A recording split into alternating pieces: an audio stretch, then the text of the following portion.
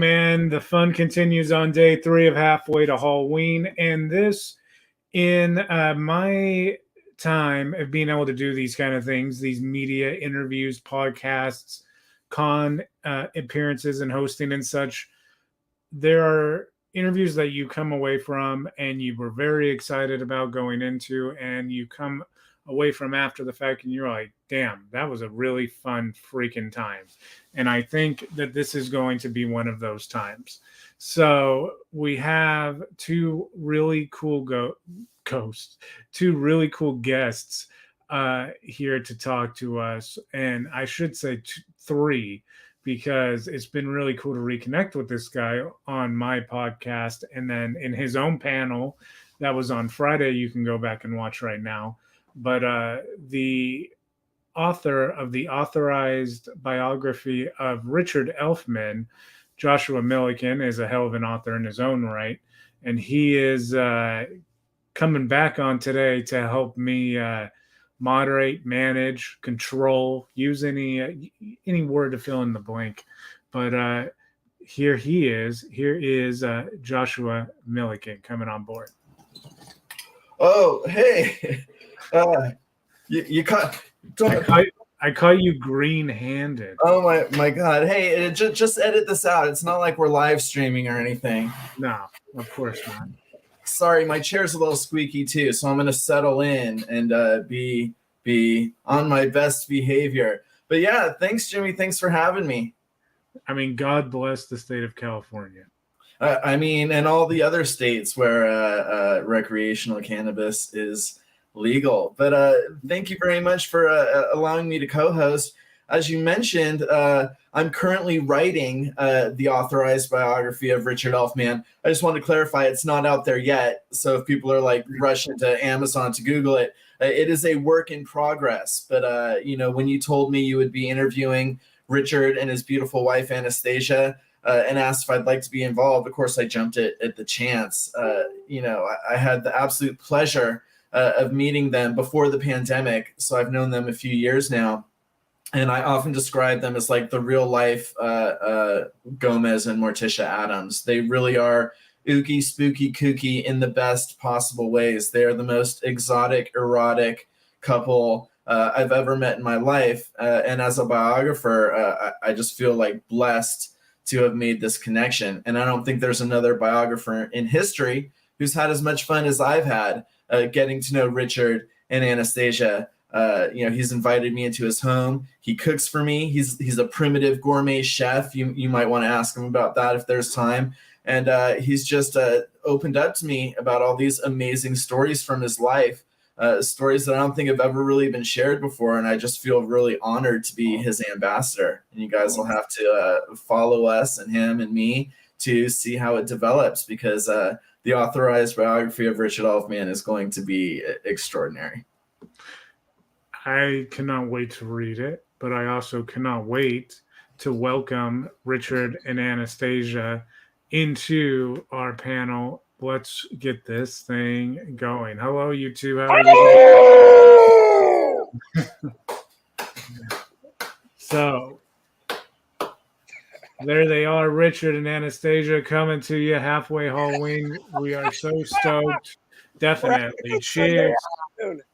Cheers to you guys. Cheers. Well, I mean, the first question that definitely comes to mind is your family name, Richard, is so going to film school and like doing, just being a fan of the Oingo Boingo as a discovering music from way back when, growing up all the way to now and everything, and knowing you and your brother, but it's much deeper than you and your brother. Your entire family, man, is very rooted in old Los Angeles. Like you grew up in some less than favorable parts of your family, but you guys like maintained this unit in LA, and your entire family has history in the. I got a great sense of percussion, an appreciation of soul food, and a killer left hook. I do. I want to ask you about boxing. I really do. That's free. That's when I found that out. I was like, oh man.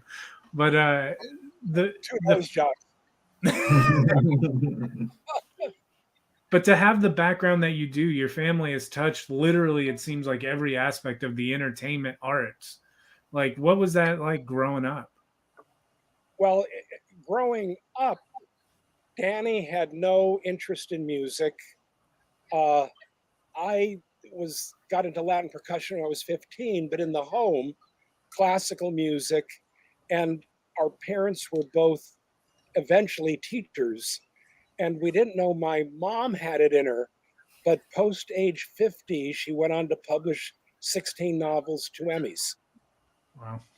So, and then Danny, it wasn't until he was like 16 or 17, like out of the blue, got hit by a meatball and became a musical genius out of nowhere. So, and then my son Bodie became an actor, married Jenna Elfman, Darman Gregg. She's on Fear the Walking Dead. Yeah. Danny's daughter Molly is both producing and directing horror films. One of my nephews, we have a whole Mexican side of the family, Diego Santiago, is an Emmy-winning Spanish broadcasting newscaster. Mm-hmm. And then I married this multi-hyphenate actress, dancer, performer, and we put on a salon together, the Elfo Bacchanals, with music, dance, food, wine, and performance. And your background, Anastasia, I know you have like background in classical, like dance, like ballet, all this stuff, and then you bring all of this into your performance art now, which, I mean, we could talk about Forbidden Zone meets the classical ballet, and it's just like, I remember Aliens, Clowns, and Geeks. There was like this double feature thing like a year or two ago that and I got to catch Alien, Clowns, and Geeks, and it was fun. It's like this, like, so to know that you have this classical background, but you are also capable of having like just fucking fun is refreshing. And it's always like one of those things that in interviewing the amount of people that I've interviewed, it's always like one of those things that resonates in the back of the head is, okay, like we know what they are in cinema or whatever, but how are they really? And when they're super dope, it's always like it's like a hug. It's like a hug when the people that you want to be like the coolest people ever end up being really cool people. So yeah, that's cool. You. I'm classically trained in ballet. I grew up in the theater, so I've always been a performer. And luckily for Aliens, Cons, and Geeks, Ricky needed a couple dance numbers in there, and so I got to do some wacky burlesque numbers in there. What were you saying that you needed? A mix of a combination of what was it? Isidore Duncan and Rocky Marciano.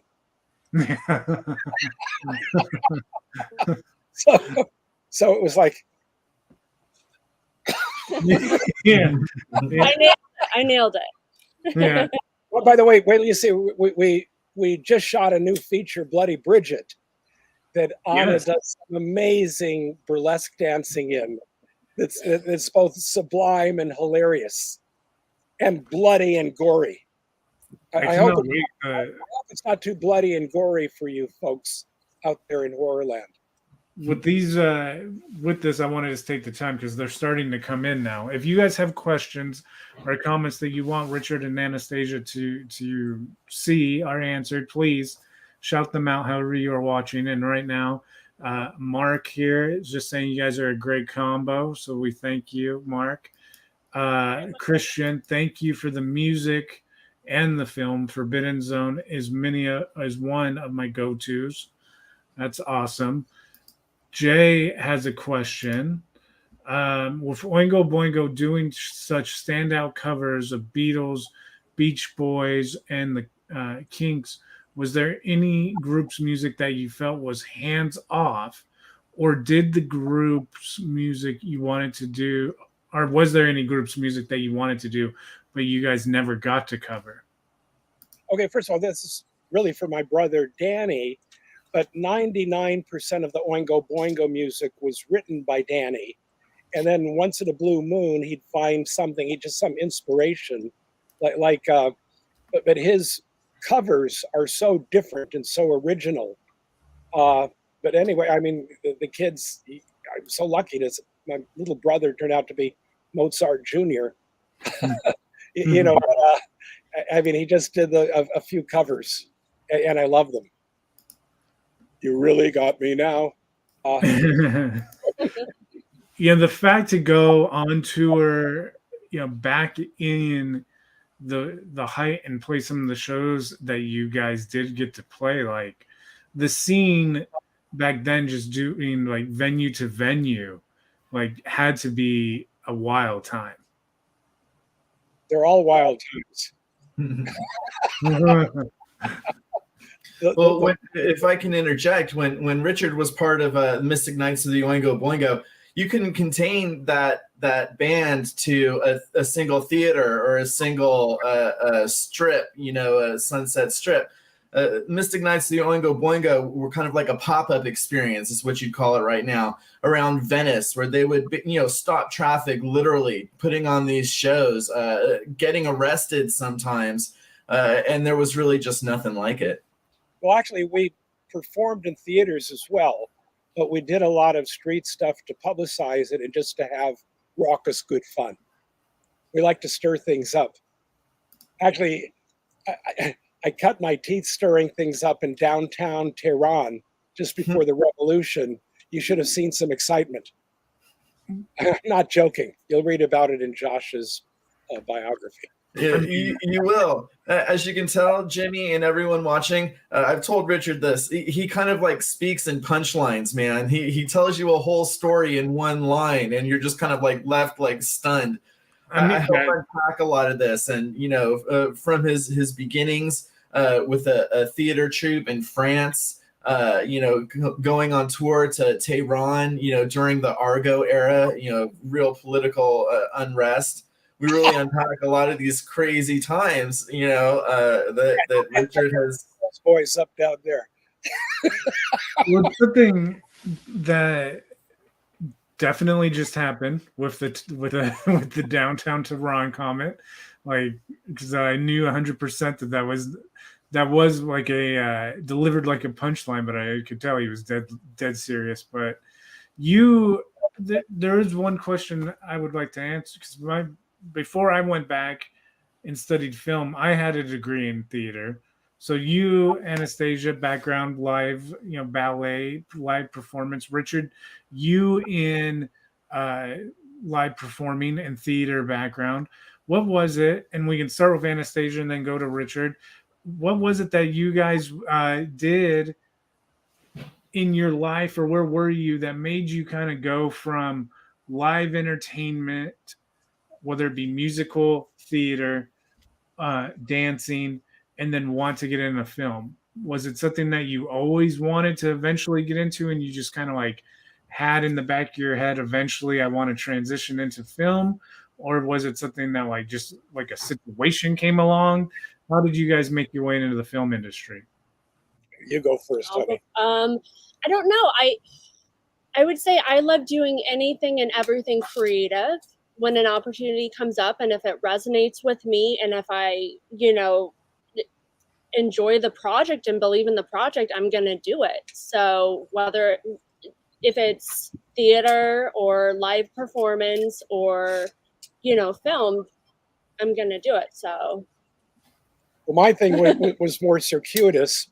I was originally an Afro-Latin percussionist. That my whole love was African Afro-Latin drums. And so, I'm 18, 19. I'm in this percussion group called the Quanditos, a little bit of jazz. We get signed with Capitol Records. They send us to Las Vegas to hone the act. We're at Caesar's Palace. We have to do some live show. And by default, I choreographed this little show. And at one point, like I broke up a fight between, it was a guy from New York and a guy from Puerto Rico. Good guys, but tough and volatile emotions. And I got the show up that night, and some guys from Vegas said, well, he can really direct. So now I'm at the Palace Theater in San Francisco with this giant drag troupe called the Cockettes, spelled Cocketes. And it was kind of an epiphany for me because even though I grew up in South Central, there was no racism in me. It was kind of a homophobic era. And then my exposure to drag, to Max Fleischer, to older musicals, and it was like an epiphany. And oh my God, these are my people. Yeah. And a month later, I was directing them and on stage in a dress, although I'm the ugliest motherfucker in drag you've ever seen. And so I did that for 3 months, and then I was invited into, it's a long story, a French theater company called the Grand Magic Circus. Peter Brook from the Royal Shakespeare Company was our executive producer. Jerome Savary was the director, became the director of the French National Theater. The Shaw's going down. He's got $1 billion to spend, calls Peter Brook. I want the biggest theater festival in the universe. He sends us to Tehran. Danny gets out of high school, shows up my door in Paris. He's got his electric violin. Our violinist had been with the Paris Opera. Perfect tonality, but he couldn't deviate a note from the score. The director liked to improvise. Danny could follow anything. So Danny joined the Grand Magic Circus for 3 months. Wow. Story. Then he spent a year in Africa. I started the Mystic Knights of the Oingo Boingo. He came back. Anyway, end of story. Wow. Like, you know what I mean, Jimmy? It's like, end of story. What do you mean, man? There's so much to unpack there. But, you know, kind of to leapfrog off the question you just asked, you know, about the transition from live to film, Richard, correct me if I'm wrong, but one of the things you told me was that your desire to do Forbidden Zone kind of came from you wanted to get the Mystic Knights of the Oingo Boingo on film because it was becoming such a big, huge thing. It was becoming so unwieldy that was kind of your inspiration for putting it on film and doing your first feature film. Okay, so Mystic Knights of the Oingo Boingo I would describe as a Commedia dell'arte group, a dozen people, but it was unwieldy to move around. It's transitioning into the rock group Oingo Boingo. And essentially I wanted to put on stage what I wanted to put on film what I was doing on stage. Forbidden Zone is basically our stage show.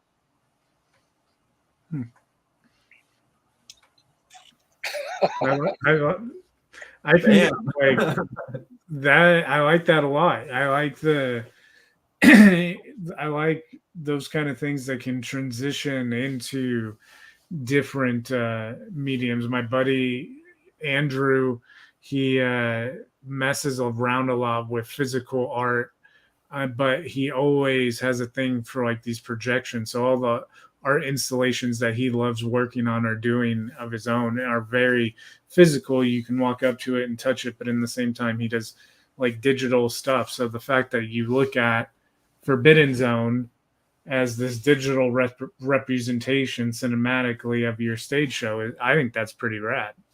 But by the way, a new version of Forbidden Zone is coming out in June. There were a few things I wanted to fix 40 years ago. I couldn't. Finally, I was able to fix, and this is actually closer to my ultimate vision. So this goes right in line. This goes right. Sorry, go ahead. You owe me a Coke. Yeah. Zone 2 is my bucket list project, and we hope to be starting it next year. There you go. So that's pretty rad. So you're going to get an updated version of the original this year, and hopefully the sequel that I know a lot of people will be over the hill just excited about is coming hopefully next year. We have a question for Anastasia right here. Any plans to take the show you did at Hollywood Fringe to other Fringe festivals? I'm trying to think of what show that was. Was that? The gal does a lot of shows. I do a lot of shows. It might have been with Victory Variety Hour. I was a part of a burlesque troupe with my friend Penny Star Jr., who's like, she's really into the burlesque scene. And I think that show was called The Wrong Show, if I'm not mistaken. And I still have my number. It was like a tribute to David Lynch. So I mean, I can do that at any time, but the other numbers I can't say. That David Lynch. Too hot to handle. It was called Feel Good, and I ripped the music for one of David Lynch's daughter did a coffee commercial for his original coffee, and I ripped the music from that and did just an homage, a dedication to him, because he's one of my favorite creators. And so if anybody has an exorcism or a baby shower or a divorce party, I can totally perform it. I can attest to Feel Good. I can attest to Anastasia's brilliance as well, having seen her perform live at one of the creative salons that they're known for throwing at their home in Hollywood Hills. She just did this amazing performance with this electronica artist, and it's just unbelievable. I mean, calling it burlesque, it really kind of pigeonholes it, because it is just so dark and psychedelic, and there's something about it that's so primal. She's just an amazing, amazing artist. Primal. Thank you, Josh. Yeah, of course. The musician, he's our friend, Morgan Sorn, and we do intimate performances, and he makes all of his own music, and he records on top of himself, so it's like a very kind of like deep trancey kind of thing. And we have a show that we do together that I've been calling Vengeful Ways, and it's more like if you got lost and you're in the woods and you get into this like cave and you're seeing a demon perform. And so it's just like a very intimate, almost like a very small audience number that gets very, very, as they said, primal. 65 people in the house. Oh, it was more like 100, but yeah, very intimate.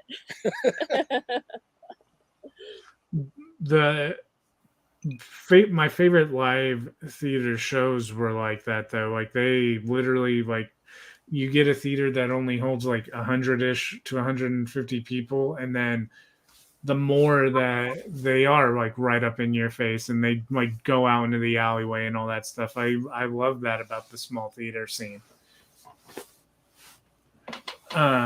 The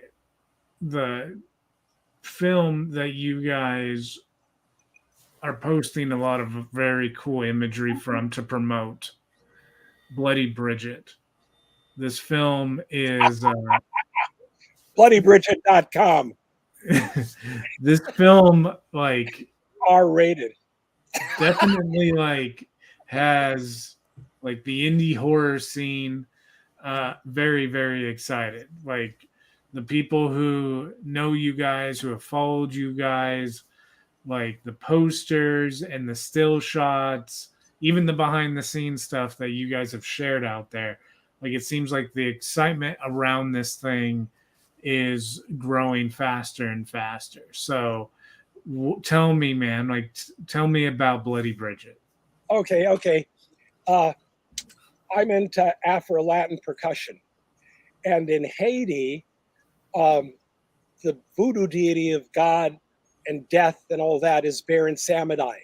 Top hat, cigar, rum, and women. And just like you probably know something about this, Josh, the Rastafarians expropriated Haile Selassie from Ethiopia, their former emperor, and deified him. Ross is king, Tafari is his name, hence Rastafarian. So in Haiti, they've taken a red-haired Celtic goddess, Bridget, who the Catholics canonized as Saint Bridget, as Samedi's wife. So in the voodoo ceremonies, you've got the top hat and the red-haired Irish wife of Samedi.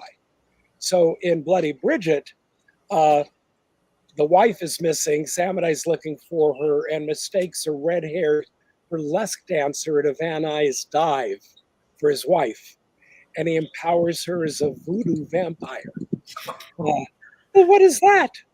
Oh, you shall see. Okay, sucking blood only whets her appetite. She must eat the beating heart of her victim. And she protects women, so the victims are evil. And Anna's a vegetarian, but boy, was she ripping up those bloody hearts on the set. The gal's a trooper. I actually, I have a cameo in the film. I'm one of the victims, so I have a little on-screen kill where Bloody Bridget sinks her teeth into me. I can't wait. Like everything Jimmy said about the indie community being really excited. Richard, I know that you also employed some really cutting-edge filming techniques in order to get these crazy scenes. You want to tell them a little bit about the camera situation you used to create these really intense psychedelic scenes in the film? The thing is, it's like on no budget, I'm getting major special effects from friends, and musically, just like Aliens, Clowns, and Geeks, it's going to be wall-to-wall score. But I have to work around the schedule of my brother Danny Elfman and our good friend Ego Plum. He's the top cartoon guy in Hollywood. SpongeBob, you name the show, he's the guy. So I have to work around their paying gigs. But we should be, the film's shot, and we should be done with post at some point this summer. So if you don't know already, you now, with Richard saying that Danny and Ego are coming back to compose Bloody Bridget. Fuck yeah. Well, like Aliens, Clowns, and Geeks is an 86-minute movie with a 76-minute soundtrack. Bloody Bridget's going to be wall-to-wall score. Richard Elfman is musically driven. That is awesome to hear. And Bridget dances to music. So there we go. So my question is, who pitched Bridget to who? Or was it a collective thing? Because we have the dancer in Anastasia and so there's Bridget. So did Bridget approach Richard? Hey, I have this dope idea for a burlesque dancer. This is everything. Or is it the writer, director, and Richard that says, I want you, of course, to be in anything that I ever put together, but check this part out. It's a burlesque dancer that's like gonna just rip people to shreds. So who came to who? It's very simple. Is I put her under this hypnosis, like, but I don't realize that she had actually originally put me under hypnosis. Oh, okay. So it's no. Anna and I have this amazing artistic collaboration. It's like I finally met my fucking match, and I won't reverse that. Oh my God, it's the scotch. Salute on a Sunday afternoon, gentlemen. I know Josh and I can definitely cheers to that statement. We, hell yeah. And my wife and I, we have those conversations all the time. She always tells me, I'm sorry, I'm always your hardest critic. And I'm like, no, absolutely never change, because you're the one that I know is always going to be the one. So absolutely, man, I can totally see what you're saying there. They're such a beautiful couple. I mean, and separately, individually, they're so creative and unique, and together they really just feed off each other in this creative feedback loop. It's just wonderful. Just being in their presence is a wonderful thing. They're so genuine and authentic. The only problem with that is sometimes we have too much fun. Never too much. Well, this is a little bit of a particular one, but we will put it up there. Mr. Elfman, my wife wants to know what your favorite dish to cook is. I know you do have a cooking background, and you do make some pretty delicious dinners, Josh has told me. So what is your favorite thing to prepare? Well, anything that walks, grows, flies, or swims, I grill. Refined Neanderthal, I cook over fire. And probably my favorite dish is a rack of wild boar that I get from my buddy Chris Hughes' ranch in Texas. A sniper shoots them. The thing never completely wild, never goes to Auschwitz. Shoots it right here, and then it's always surprises guests as I throw the rack of wild boar right into the fireplace and cook it over the yeah. And then Anastasia, who's a vegetarian, makes these amazing caramelized apples, and that's probably my favorite thing. But I cook all kinds of stuff. I was a food and wine critic for years, not critic, a journalist. I don't like to put down restaurants. I would just promote things that I enjoyed. But I cook for my cast and crews at the end of every week. Wow. So even though I don't pay much, I feed them well. That is very important. That is one thing I will tell you, man, is I am blessed to have a lot of wonderful friends that donate their time and are willing to come get bloody with me on our indie films that we do. And food will make anybody go from this is a long ass day to no, let's go ahead and do it 4 more times. We need the coverage. Good food definitely helps long days when you're doing a movie shoot. Yeah, what I have to tell my crew sometimes after hour 16 is life may be bitter, but the pork is sweet.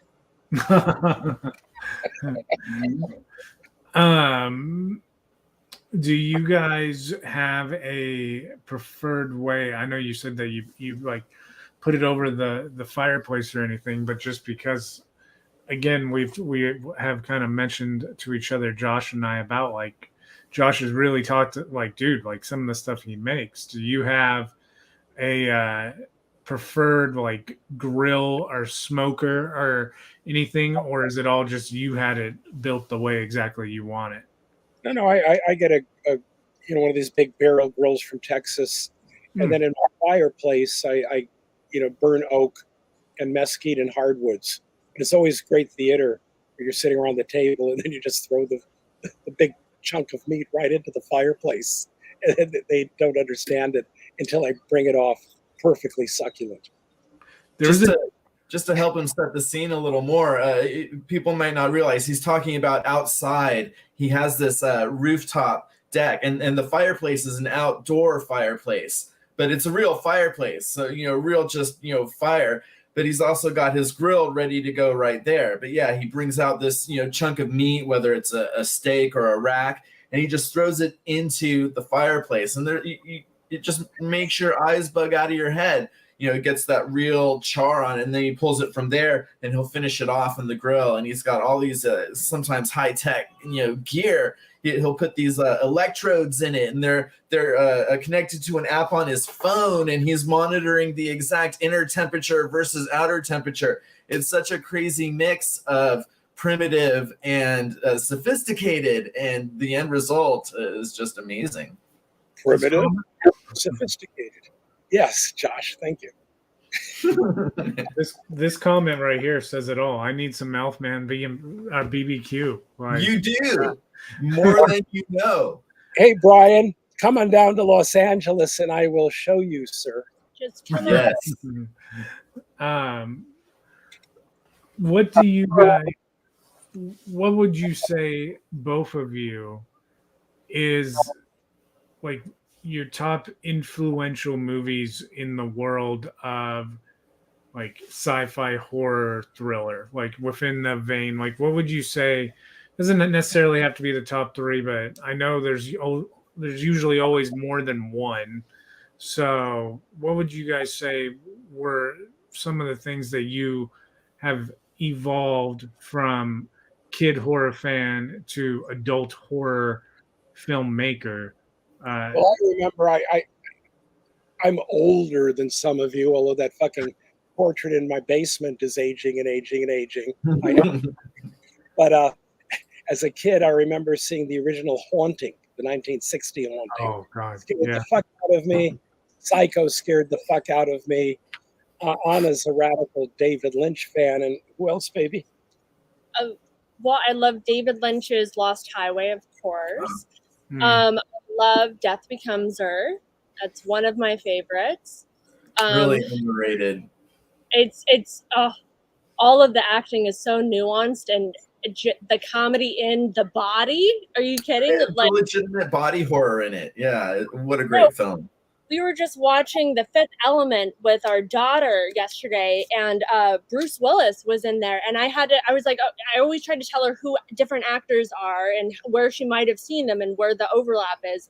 And I told her our favorite movie together is Death Becomes Her as well. And so I told her that he was in there. He was Ernest. And she was like, her mind exploded just because, he's such like a iconic action hero to going bumbling Ernest, walking. The whole thing, he deserved an Oscar for that role. Fuck yeah. Can't even believe it. And then I'm really into classic films. I love, Shadow of a Doubt. That's one of my favorite Hitchcocks. And The Uninvited. That's one of my favorite. Yeah. She's not of her generation, by the way, folks. The way that horror always seems like it evolves. It's interesting, you guys being theatrical background, musical background, dancing background, and everything. You can really kind of like see it from all ends and stuff. Do you guys think like we are going towards a new era in that's like what the horror fans are wanting, or do you think it's going to kind of stay kind of like mainstream Conjuring, Scream, like these are good movies, but to me at least, over like the last, if you like go back to maybe a year or so before the pandemic, it really does seem like the indie horror scene, and Josh would know more than me with his Dread Central background, but it does seem like we are seeing a like the next like kind of like major evolution in horror taste. And it's almost like films like Forbidden Zone, it's almost like they're coming back to the front of the line, and people are finding the appreciation for that kind of like storytelling again. Well, I do my own thing, and I'm kind of oblivious to that. And it's the funny thing is, like, Forbidden Zone is more popular 40 years after I did it than it was when it came out. I'm trying to think, like Modern Vampire, Shrunken Heads, I was more a hired gun. But Aliens, Clowns, and Geeks coming out in June, MVD Entertainment, by the way, remember those initials, MVD. It's kind of, I'm going for something that isn't going to age. And the same with Bloody Bridget. It's kind of absurdity along with humor, along with horror, but with the classic 3-act story structure grounding it underneath, if that makes sense. Yeah, for sure. And I think that's why like the Forbidden Zone, the Bloody Bridget has potential, Christian saying it right now, to become a cult classic. Like the cult classic is always something that is a fun story to always look at, because these true cult classics didn't necessarily have the greatest success right out the gate, but they were found and beloved after the fact. For instance, I know you guys have crossed paths with Darren Lynn Bousman from Repo the Genetic Opera at a certain point, and that movie is more loved today and more understood today than I think it was ever understood when it first came out. But that music that he like put together for that thing is freaking awesome. I listen to that soundtrack all the time. Okay, so here's our Darren Lynn Bousman story. So Anastasia's in this theater company, Sacred Fools, and they're doing all these plays, and then they asked me to write something. So I wrote something. It was a very poignant thing called Dead Man's Boner. And in the play, I wrote that there was this quirky group playing in it. So for the show, I actually created a little group with Ego Plum to play in the live thing. And the group remained okay. So Darren Lynn Bausman comes to the show and says he does these amazing immersive things that run for the summer. I don't know how he does it with like 20 rooms and 100 performers. So he wanted our band from the play to be the house band. So the band continued from the play that I wrote from a script. It's funny, like how life goes backwards. And Anastasia did horror burlesque in Darren Lynn Bausman's this immersive thing for the summer. The band still exists. Mambo Diabolico. It'll be on the sound. We're in the soundtrack of Aliens, Clowns, and Geeks, and we've got like a little number in the end credits. And they'll also be in Bloody Bridget. Nice. Yeah. Anna plays the Shakers and does burlesque in the group. Do you guys? Are you guys ever gonna do a live thing? All the time. We live I've for it. seen them live on the rooftop. Okay. Because that is like something that, I mean, we always travel down to LA from Central California during, especially, we try to go as much as possible, but especially during Halloween time. So to go to some Halloween events and then to catch you guys on a rooftop, wherever, doing your thing, that would encapsulate, I think, like the perfect Halloween LA experience right there. By the way, not just a rooftop, and where we live, it's a 100-year-old place. It's not palatial, but interesting Hollywood history. When John Lennon ran away from Yoko Ono, she sent her slave assistant, May Pang, to be his consort. She reported back twice a day to Yoko until Yoko reeled him back. But where we are one of the places where John and May Pang lived for summer. And the little garret on the rooftop where John wrote some music is where I wrote Aliens, Clowns, and Geeks and Bloody Bridget. Josh knows it well. I mean, space. Yeah, who lived here? Like Downey Jr. and Sarah Jessica Parker for 2 years. So interesting, not palatial at all, not fancy, but it's like old Hollywood in the hills under the Hollywood side. So you can I mean, if you believe in ley lines, it really is kind of like a place of profound creative energy. It's a wonderful spot, and you can look all around and you feel like you're in LA. At the same time, you feel like you've just gone to another place, another era in time. Anastasia, some of the production as far as the burlesque, I know I've heard this term before, so he's just kind of asking. Gorelesque. Have you heard that term used? Yeah, I've heard that. I mean, I don't fit into any kind of pigeonhole. I just do whatever's called for a performance, but I do incorporate a lot of blood, generally. But by the way, I have to warn the fans of Bloody Bridget that I hope you're okay with a lot of gore and a lot of sex. I mean, she's a vampire, so one can only hope.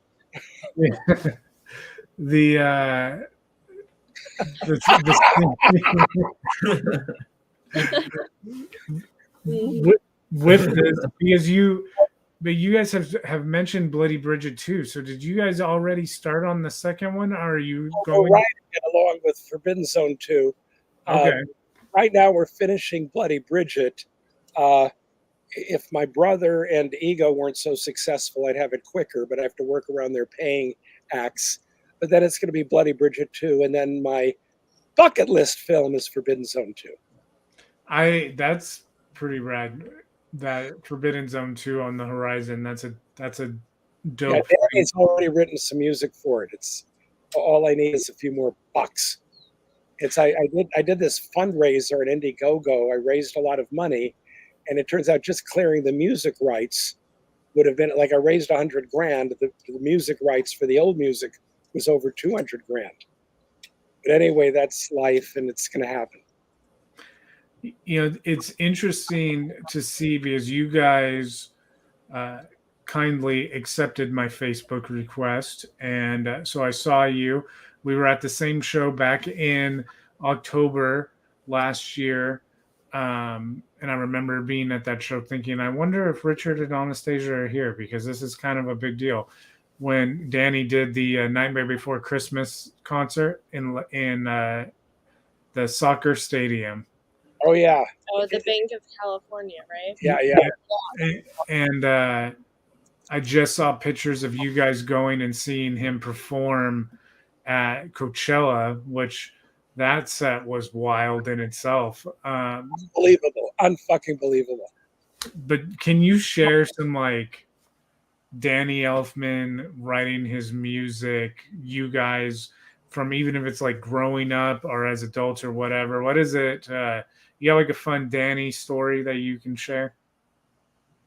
Okay, so right out of high school, he shows up in Paris, gets the gig with me in the Grand Magic Circus. We're touring for the summer, playing all these like smaller towns in France, and they all have their opera houses. So we're at the Spanish border in the Basque country, and it's like a Friday night, full moon. And the thing is, Danny and I were 4 years apart. We went to different high schools. I went to high school in the hood. He went to high school. My parents moved into a different neighborhood.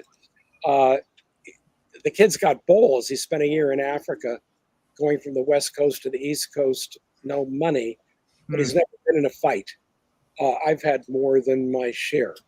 Okay, so I can feel that it's like I know how many minutes before the fights break out. We're in the Basque country. They're drunk. It's a Friday night. Dan's oblivious, and he's got his glasses on and his violin. And so the guys are saying shit to him in Spanish and French, and he doesn't speak Spanish or French. And we've got this guy from Argentina, Cachorro, and it's a stage play. And people in the audience, like, I guess, picked up on his accent and started saying horrible things about his mother in Spanish. And so right in the middle of his play, I mean, his eyes bug out, and he jumps off the stage punching. And then a complete Donnybrook breaks out. Sets are being knocked over. Danny's glasses are knocked over, and I had to get Danny out with his glasses and violin.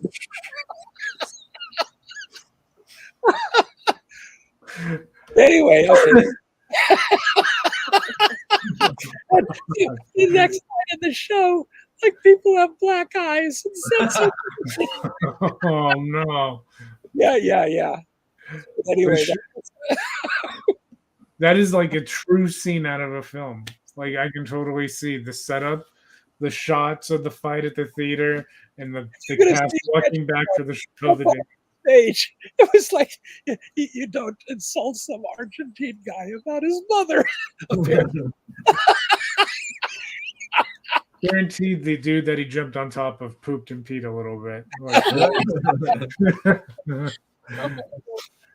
And the other thing, man, you just hit it again. The boxing background. What was it? Was it the fact that you were you grew up, like you had mentioned, in kind of like a rough, spot in LA, and the neighborhood wasn't necessarily the best, and you're getting into scraps. Like, what was it that kind of like took you into the path of boxing for the time that you did that?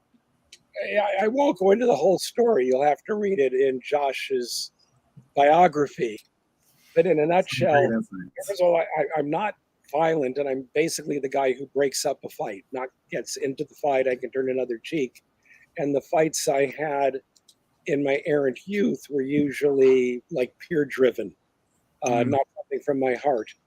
But where I was a state track champion, which in a black neighborhood, being a red-haired, blue-haired guy, I wasn't lonely in high school, if I could put it mildly. But anyway, I'm sorry, baby. Okay, so you're the only one. Okay.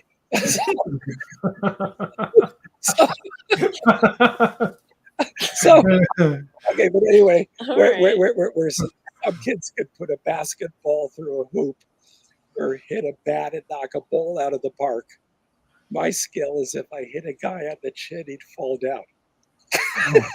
And it was just, it's not even so much an arm or strength thing, but it's like levers and fulcrums coming from the balls of your feet. And then it wasn't until my mid-late 20s where I went into a pro boxing gym, and I was a sparring partner on and off in a pro stable for 25 years. Wow. I've had 2 nose jobs. I've had stress fractures. I can hardly back up my car to turn my head. The funny thing is, with a broken nose, you get more respect, though. Easier to show off, I guess. we definitely get a lot more into it, in Richard's biography that is still currently a work in progress. There are things about Richard that people don't know. Everyone knows about Mystic Knights, everyone knows about Forbidden Zone, but he's a really interesting guy, and we get into his boxing, but also some things you wouldn't expect. Like for a while, Richard was a real estate mogul, and he has some really crazy stories about obtaining some properties in some really crazy parts of Los Angeles. And besides that, he was a journalist for a long time. He's got some crazy, whatever occupation he does, it's crazy. Okay, so like getting money for film is hard, but then in real estate, people would like offer me money to invest. And I once had some building, it was in the toughest part of downtown LA. And the resident manager was the former pistolero for who was the dictator of Nicaragua when he was overthrown, Noriega. He'd have a 45 Magnum in his belt. And it was, si patron, no patron. I've often said that being a male redhead is like being born into a clown suit.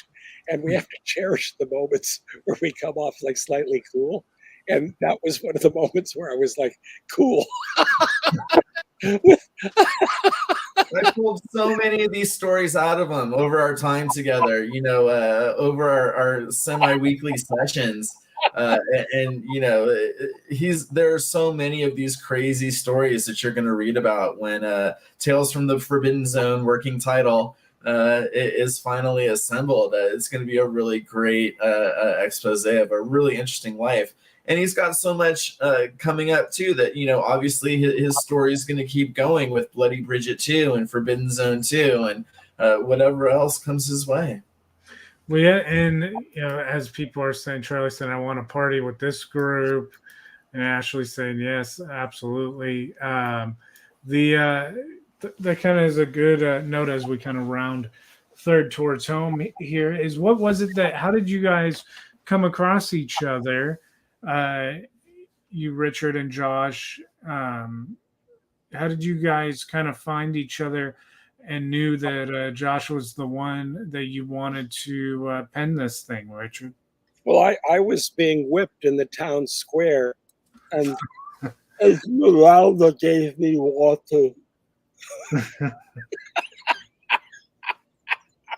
No, Anna was her day job. Okay, at night she's like studying with Stella Adler, but in the day her day job was in a practical effects doing horror stuff where I worked, and we became friends. How do we meet Josh, though? That is a dope story, and we lost Josh, but hopefully he's able to come back in here. But until we get him back in here, how was it that you guys found Josh to pen the autobiography? God, we were on his show, Chronic Horror. It was God, he'd give directors and actors a little bit of dope and watch a horror movie and then discuss it. Mm-hmm. And I hadn't touched it since I'd been in junior high school. Yeah. High school. Hey, he's back. Hey, Josh. We're talking about Chronic Horror. Yes. And so after it was that your guys' appearance on Josh's web series that kind of started the relationship and led to down the road you guys eventually connecting on writing the book, though, yeah? Well, I gotta say, oh, go ahead, Richard. I had been a fan of his writing as a journalist in Dread Central for years. He's an amazing writer. You're an amazing writer. Oh, stop it! Thank you so much. His faith in me is really incredible.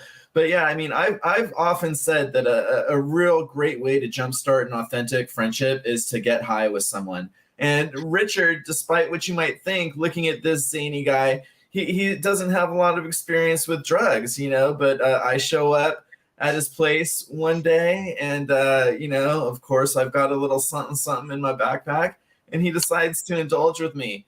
For the first time in what 50 years, he has a little cannabis with his new friend Josh, and yeah, it sent us down the road of a great, amazing friendship. And now I think they enjoy a little bit from time to time. Yeah. Yeah. I mean, I'm more of a beer, wine, and scotch guy, but I believe in whatever makes people feel good and they could be safe and healthy with. It's a good way to be. There's nothing wrong with that at all, as long as you are not being dumb about it in the sense of like driving down a freaking busy street blasted or anything under the influence. It doesn't really it really doesn't matter like what you do. To each their own prerogative, man. Like whatever. Just be. We make our guests Uber Lyft after our dinners. But Richard was as he took the how did you and Josh start your friendship question, and he was saying about how you and Anna, your guys' friendship sparked. You were doing like practical effects prop makeup work. What were you doing? Yeah, I was doing more so foam fabrication at an effects shop, and then I was doing costumes and props and you know things like that.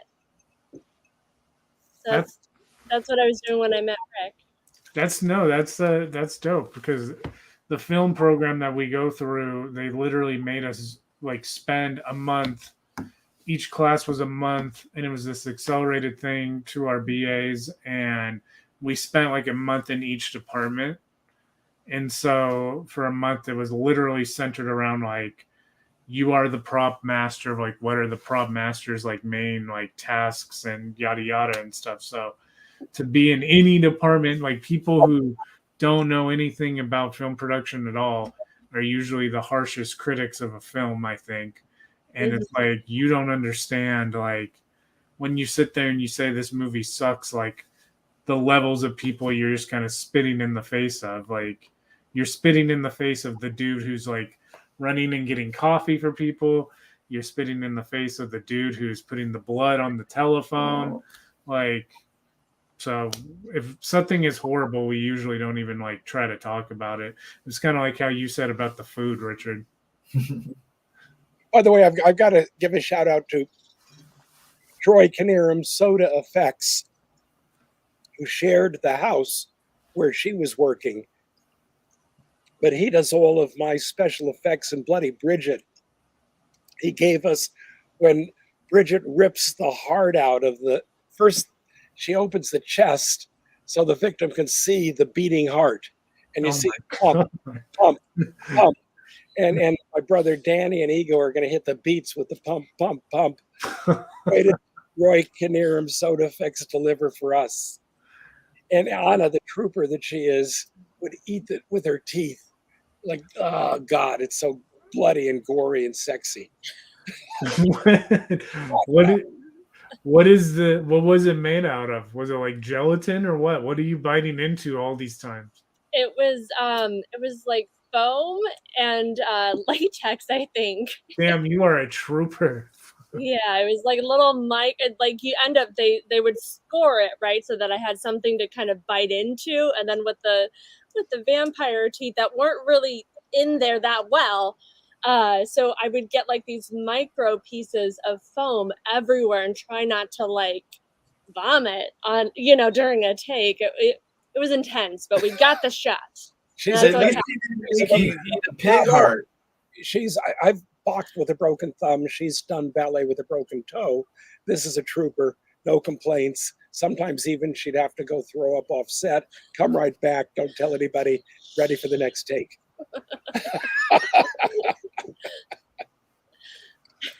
What is it would you say your biggest piece of advice for someone who is coming into the scene right now looking for work, who has not really lived into LA, you having come from, the background that you came from and then now going into acting, what would you say the biggest piece of advice you could give is? I would say the biggest is just knowing your history, knowing your film history, watching the greats, being aware of those, and coming to set or the table reads, whatever you're doing, coming prepared, because it's, nothing's gonna be perfect, and you've got to be able to like bob and weave all of these like issues that you're not thinking you're gonna end up hitting, So that would be the biggest thing. It's easier to play with somebody who's prepared. For sure. And Richard, for you on the sense of that directorial kind of mindset, what would you give for advice for someone who sees themselves, their dream job is to be able to direct a picture and get distribution and eyes on it and everything? What advice would you give to that person? Well, there has to be a level of passion, and I'm not joking, where your threat of death or arrest is less than your desire to get it fucking done. And I'm not joking. And Josh will tell you about both art-related, felony extortion, felony grand theft, all art-related. Don't take my advice, kids. Do you think in the face of that, though, when as you're sitting here having done it and lived it and everything, what would you say, like, hell yeah, it's worth it? Fuck yes. This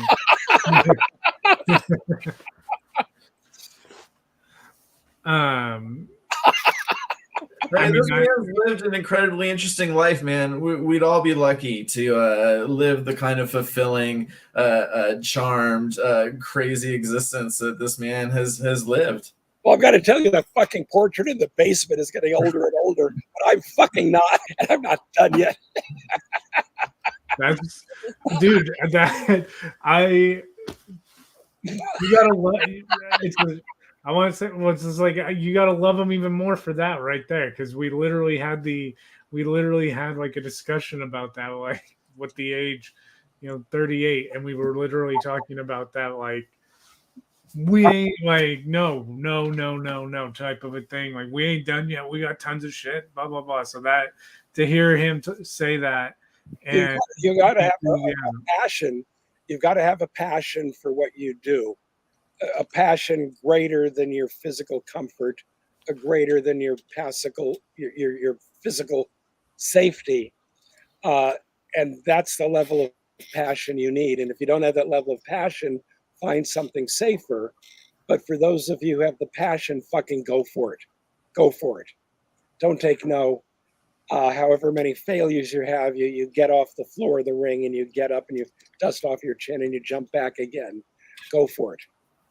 Absolutely, man. Those are super awesome words to be able to go out on as far as our time is concerned.